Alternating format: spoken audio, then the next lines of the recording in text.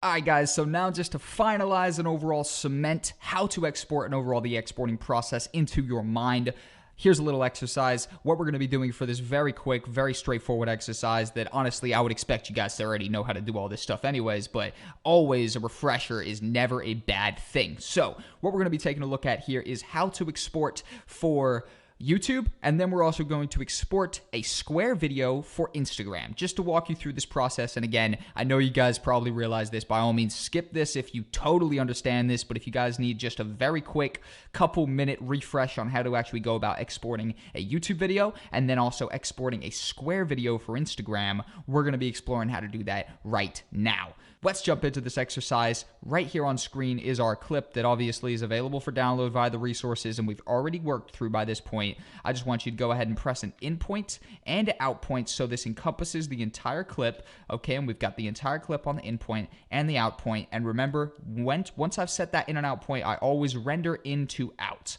This is just gonna, first off, give me a nice preview before I actually render anything finally to see if anything's wrong with the clip or anything. And also, this actually counts towards your render being faster afterwards. So boom, we've got the clip, pre-rendered it, and added our in and our out point. Now what do we do?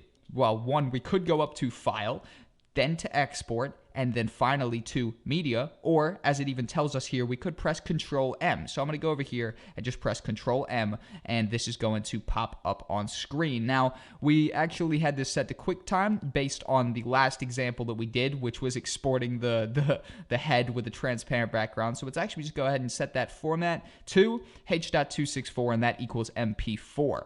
Then what we can do is go to Preset, scroll all the way down, guys, all the way down. If I keep on scrolling down, I'm going to go ahead and press YouTube 1080p, and I'm actually going to go ahead and click that. Now, right here is going to be our auto preset for YouTube 1080p HD, and the things I want you guys to do is go ahead and tick render at maximum depth, then tick use maximum render quality, and also tick use previews. And this is going to create the best combination for a render quality. Then of course we could assign the folder that we actually want to assign it to. For example, I'm just going to throw it in my example folder and call this one YouTube exercise export, okay? YouTube exercise export. And go ahead and just click export down here, and we can wait for that to actually just process all the way through, and that will actually appear in our example folder once we've obviously 100% went through. And if we go ahead back here, just to go ahead and locate it for you, and it will be right here, YouTube exercise export. Now, hypothetically speaking, another type of preset we could potentially be exporting for would be Instagram or another social media website. However, Instagram has a thing about their dimensions, which are quite different. Obviously, your images on Instagram and stuff like that, your videos come up not as visible if it's in the regular computer dimensions because it's a smaller screen. So what I like to do when I'm actually uploading to Instagram or Twitter or any of these pages is actually go up to my sequence settings.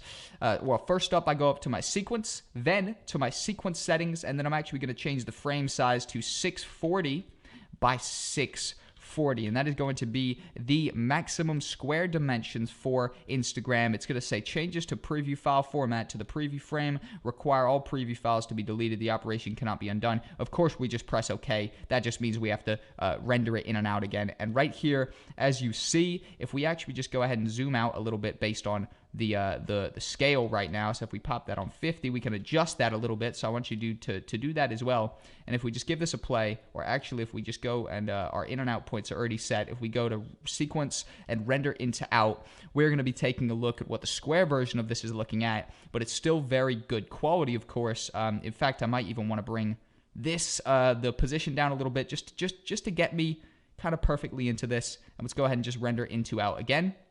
And this is going to be a nice square dimension picture, square dimension video rather, of me walking along the street, or walking along kind of like a little dirt path or whatever, right down by the river, close to where I live. And now this is actually a 640 by 640 square, and we could go up here to File, to Export, and to Media, or we press Control M. Again, I'm just going to click Media this time, and obviously it's going to come up a little bit weird like this. Now the reason for that is because we're still using a basic video settings of 1920 by 1080, so we have to go to the preset, go all the way down here, and I want you guys to actually find the Twitter preset. So the Twitter 640 by 640, even though it says Twitter, this works perfectly for Instagram as well. They just didn't do a customized Instagram one here. And if we click that, boom, it readjusts our particular template size over here in our particular basic video settings and our frame settings to be that of the Twitter 640 x 640 template. And we can actually tick use previews, ticks use maximum render quality,